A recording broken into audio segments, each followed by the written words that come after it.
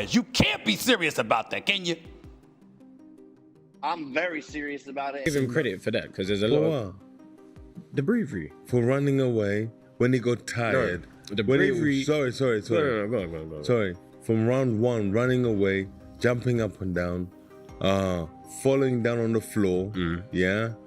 He did not, but go ahead. For a clown show. For a freaking clown show. Jake Paul embarrassed himself, embarrassed the sport, and embarrassed everyone that calls himself a Right, Stephen A. Smith directly confronted Jake Paul after his knockout loss to Anthony Joshua during a live interview. Smith questioned why Jake chose to fight someone at such an elite level so early in his boxing career, calling it a dangerous move. Jake responded with confidence, saying he still has everything he needs, including top trainers and strong preparation. He explained that one loss does not end his journey, and that he believes he can continue moving forward in boxing. And I need a few more fights. I'm not taking them on in my next bout, but a couple more years of experience with the team I got. I'm surrounded by the best team in the world possible that money can afford, so I'm getting exponentially better. For the fight, Logan Paul responded to criticism from fans and analysts, saying many people were going to hate. No matter the outcome, he explained that fighting at this level always brings heavy scrutiny. Logan admitted that realistically no one expected Jake to beat a two-time Olympic champion, but he said Jake's confidence and willingness to try made the effort meaningful. Even after suffering a broken jaw, Jake stayed positive, joking, and filming from the hospital. Logan highlighted this mindset as proof of Jake's resilience and passion for the sport, despite the loss. He believes the fight showed Jake's toughness and willingness to face challenges most people avoid. Haters gonna hate. It's just the name of the game, you know. When you're operating at the high level that my brother and I are, the haters come with it. I mean, statistically speaking, part-timer, I think the narrative's dead. I've been showing up every single Monday for the past month and a half. I've wrestled in 4 out of the 5 times I was there. I won every single match. So like, everyone who's yapping can now shut their trap because the narrative's dead. I mean, you brought the receipts. I think that the proof stands for itself. And you mentioned your brother. Jake went 6 rounds on Friday night with Anthony Joshua. I know how proud you are of him. You were in the hospital with him afterwards. You called him an absolute warrior and said on your Instagram that his broken jaw won't break his spirit. How did you think, and what did you think of how the fight went down?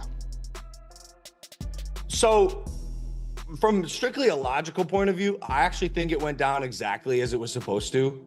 I'm not sure anyone really thought that Jake was going to beat Anthony Joshua, but you have to understand, being his brother and in his close circle, he has this conviction that makes you believe, and he has this ability to defy reality and morph it into his vision of how it'll transpire that makes you think he'll win.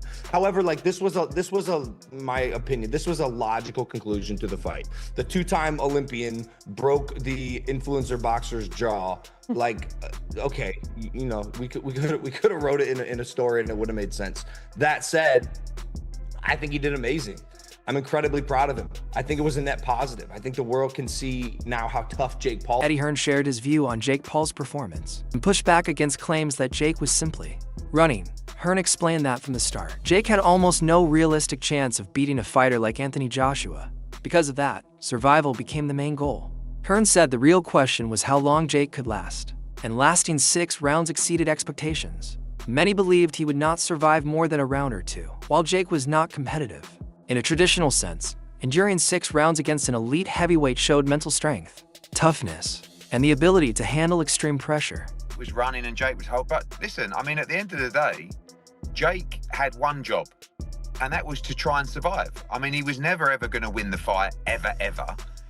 And if you would have said to me, do I think he'll go 6 rounds? I would have said absolutely not. I mean, I felt that it would take AJ a couple of rounds to get hold of him, because I knew Jake can move a bit and he'd be moving off the back foot and he'd be holding. But it was the way that he did it, I think, was actually quite impressive. Like, not that particular part, but the way that he would, you know, the way that he was strong in the clinch. You know, he wouldn't let AJ get his shots off in the clinch. He made him miss a few times. And obviously AJ's been out of the ring for a while.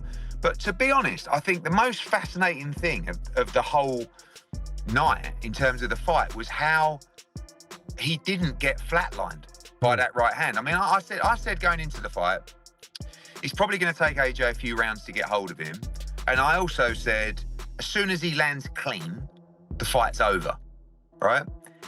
He landed a few before, but the first that he landed really clean was the final shot. But, you know, he never flatlined Jake. I mean, he did break his jaw in 2 places, which is a disaster, but there are a lot of heavyweights that would have been out cold from that right hand. I mean, one of them was Francis Ngannou. You know, a pretty similar shot, really. Do you know what I mean? So I actually give Jake unbelievable credit for doing it in the first place, but his performance as well. I mean, I stand by the fact that I think he's just a decent cruiserweight, but like, he did go in with Anthony Joshua, and look, the world is full of criticism and opinions and negativity. Who else is doing what he's doing at what is he, late 20s? I mean, quite phenomenal.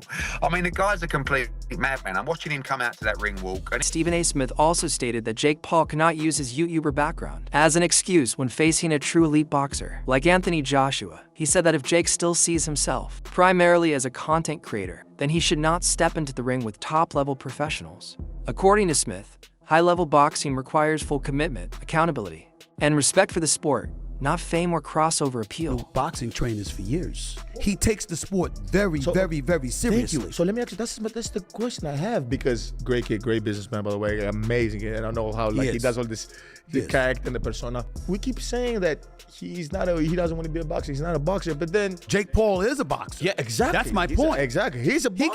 He can fight. I respect it. So go in there against fighters. You should be climbing the ladder towards those other fighters and taking the sport seriously to the point where you're fighting actual. Derek Chisora refused to give Jake Paul much credit after the fight, questioning the idea that simply entering the ring equals bravery. He dismissed opinions from people like Chris Eubank Jr., who praised Jake for lasting 6 rounds.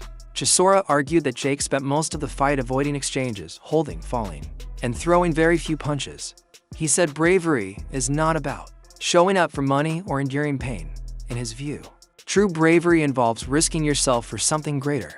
While Jake committed to the event, Chisora stressed that lasting 6 rounds does not automatically earn respect for courage or skill, especially when the loss is turned into social media content. Someone who you're supposed to it's not supposed to look competitive, he's not supposed to hit you, he's not supposed to go more than 3 rounds, but at the same time, you need to know how to control the pressure. I think AJ's demeanor in the build-up was someone who was like, you know what, everyone's saying these things, but this is how I see it. Yeah, I rate him, he can box a bit. He did say in the interview with Steve Bunce that, like, when he was talking certain things, there's a part of me that wants to punch him in his face, but I'm just gonna chill. And I feel like that's how he handled the immense pressure. The last time we saw AJ fuming like this, like when he actually tried to do something, was with Dylan. So we should not judge him when he says something like this, because when he don't say nothing, we say, oh, why is he not saying anything back? Yeah. And when he says something... One analyst argued that respect should not be attached to Jake Paul in this situation because the fight was mainly about money, not competition. He pointed out that inside the ring, Jake's repeated clinching and holding showed fear rather than control. The analyst explained that this reaction was understandable because Anthony Joshua is not a faded fighter, but a dangerous and active heavyweight. As Joshua's punches began landing closer, Jake became more defensive and focused on survival. According to the analyst, this was not bravery, but self-preservation. He added that with tens of millions of dollars involved, many people would take the risk. But a big payday alone does not earn respect in boxing. Before getting in the ring with him. And I think a lot of things were revealed inside the ring. You know, all the grabbing of the leg and stuff like that. That shouldn't have been. You know, that almost looked like, it reminded me of Troy. You guys remember Troy when Orlando Bloom's character grabbed his brother's leg, you know? You know what I mean? It looked like he was desperately scared. You know, but I think he should have been desperately scared because AJ was coming to hurt him. This wasn't a Mike Tyson fight. He wasn't 58 years old. This dude is 36. And Anthony Joshua, like he said, because I've heard AJ say stuff like that. Hey, I'm going to F you up. He said the same thing to Helenius. Because he thought Helenius was looking at him crazy. And it's like, what do you know, why are you looking at me like that? Right? And Helenius like, oh, you know. And what happened to Elenius? He got knocked out, and needless to say, he tested positive for something. But yeah, so if you hear AJ say, hey, I'm gonna F you up, oh yeah, that's what he means. And I think Jake Paul knew it. You know what I mean? He avoided a lot of big shots at the beginning of that fight, you know? But then as AJ started getting closer and those punches started getting, you know, more in range of hitting him, the grabbing happened a lot, you know, more, you know? Chris Mannix and Sergio Mora placed most of the blame on Jake Paul. While analyzing Anthony Joshua's 6th-round knockout, they argued that Jake did not just lose, but also exposed his lack of real boxing fundamentals. Mora explained that true fighters are trained to handle pain, fatigue, and pressure, while Jake learned how to punch but not how to fight under danger. They claimed Joshua controlled the fight and held back, choosing not to end it early despite having the ability. According to them, the bout lasted longer only because Jake avoided exchanges. Both analysts described the fight as disappointing and damaging to boxing's image, calling it impossible to defend as a serious sporting contest.